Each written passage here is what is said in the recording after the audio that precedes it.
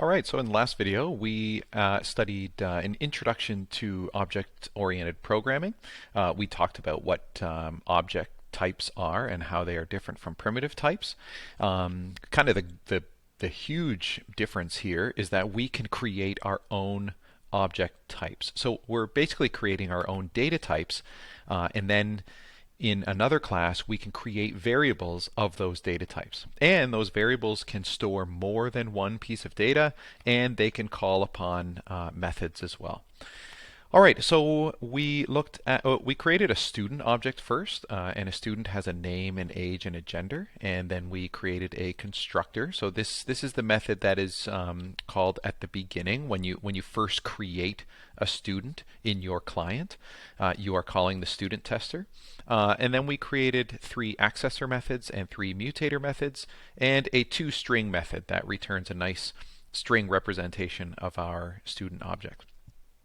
Okay, and then we created a date class. So date also has 3 instance variables, but they are all ints, just day, month, and year. We have a constructor, and just for illustration, I decided to create these parameters and make them the exact same name as these fields, these instance variables. Just to illustrate this, literally this command again.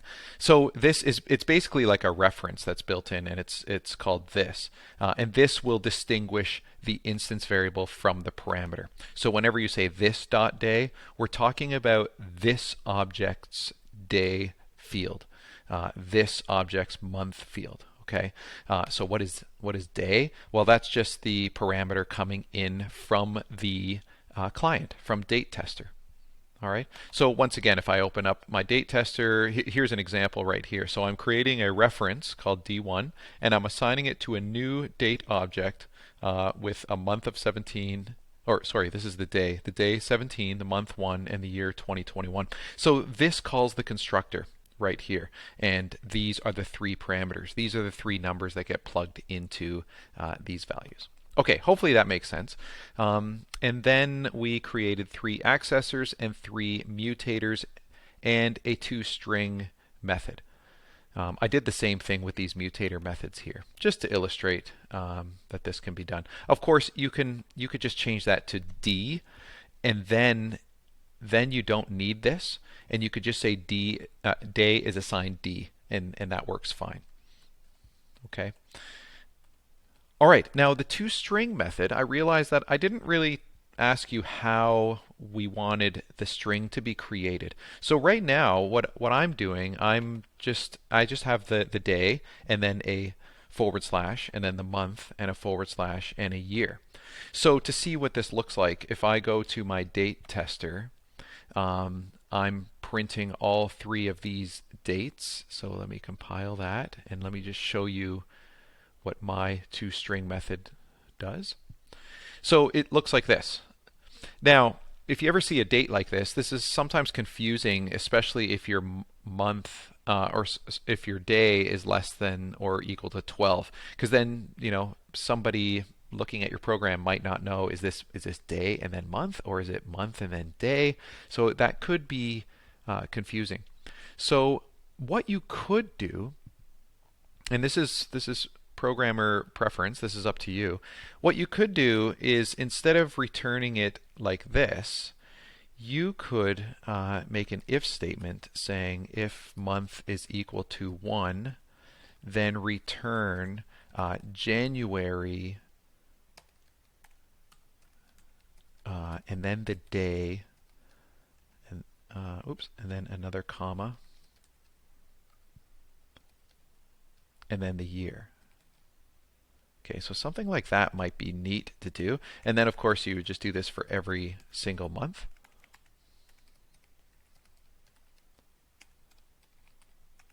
Okay, but then that would be February. Okay, so I'm not going to do this, but this is something to keep in mind. You could, and maybe some of you did do it that way, which would be great. But I'm going to leave it as just the day, month, and year with // in between. Okay, so now I've tested everything, and this all works. I've created a client and have tested this out. So now we're going to go back to our student object, and we're going to make a student have a fourth instance variable. And this is going to be their birth date. So their actual birth date. So I'm going to make another private variable, but this is going to be a date object called birth date. All right. So the cool thing about these instance variables is that they can be objects that you have defined, that you've created. Okay. So now, if I'm going to add this field, I've got to make some changes here, make some additions. So in my constructor, I now have to add a fourth parameter coming in. So that's going to be my date, and I'll just call it D. Yeah, I haven't used D yet. Okay. So then in here, I'm going to say birth date is assigned D. All right. And then I'm going to create another accessor. So public date get birth date, and this will return birth date.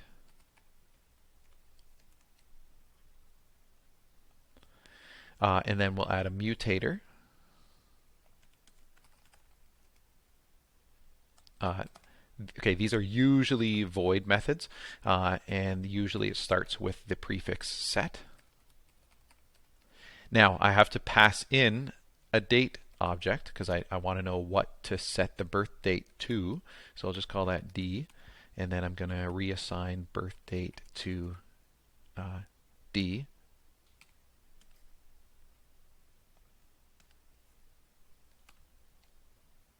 Okay, and then in my, just check something.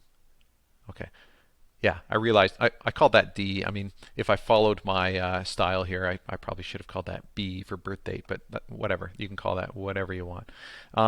So then in my toString, I'm just going to add another layer here. So we'll call this birth date plus birth date. If you're running out of room here, something you can do, you could just bring this down to the next line. And what some people like to do is just kind of line it up with the item above it. But that's up to you. Okay, so I think that is good to go. Yeah, now to test this out, I'm going to go to my student tester. Now, watch what happens when I compile this. It crashes now because I'm calling the constructor, but I'm only passing in 3 fields. So I need to pass in a 4th field now for my date. All right, so how do I do this? Well, you could create a date object. Okay, I don't know when Bieber's birthday is, but let's say it's May 8th, 1990. Okay, and then you could put that right here. So you can pass that in as a as the reference. Okay, so watch if I compile this. This works, but then my next student has an error.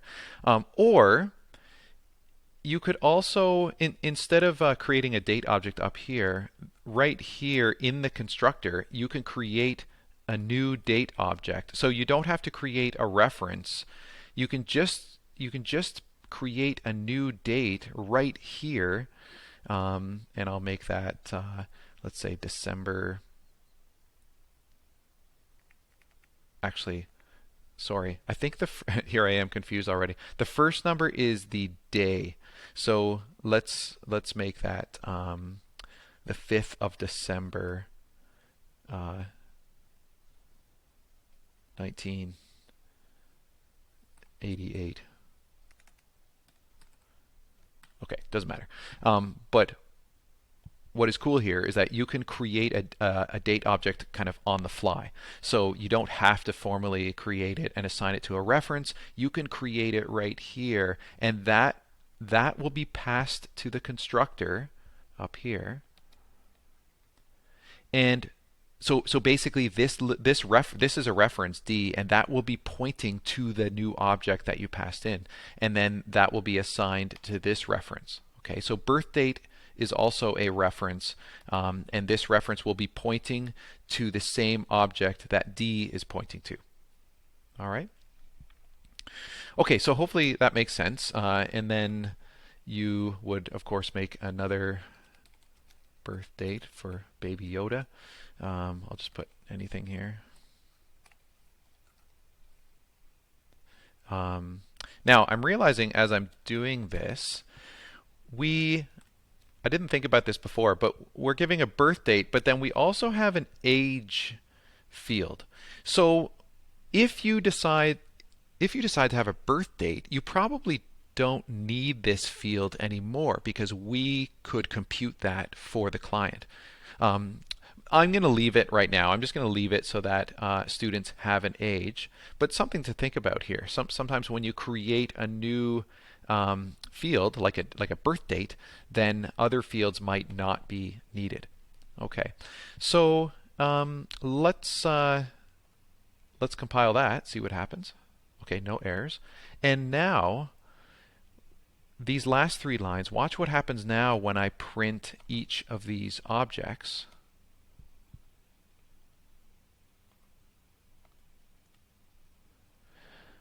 Okay, so I probably should have put a blank line in between, but so the first three, this is just printing their names, so ignore that.